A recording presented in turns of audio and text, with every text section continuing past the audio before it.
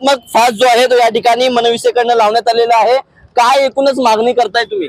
न्याय हा अशाच पद्धतीने झाला पाहिजे। असे जे निष्ठुर निर्दयी क्रूर कर्मा जे नराधम आहेत, जे अशा अल्पवयीन मुलींवरती अत्याचाराच्या घटना वाढतायत, यांना जरब बसली पाहिजे। यांना भर चौकात फाशी दिली पाहिजे। यांना जागेवर गोळ्या घातल्या पाहिजे, दगडे ठेचून मारलं पाहिजे।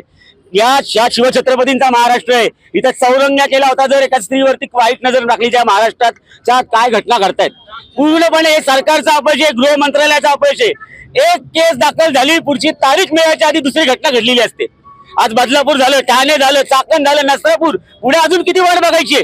3, 4, 6 वर्षाच्या 6 महिन्याच्या चिमुरडीवरती अत्याचार होत आहेत। आता आमच्या ताईंनी सांगितलं, दर 16 मिनिटांनी या देशामध्ये मुलींवरती अत्याचार केले जातात। याला कायद्याचा धाक आहे की नाही? शक्ती कायदा अजून संमत होत नाही।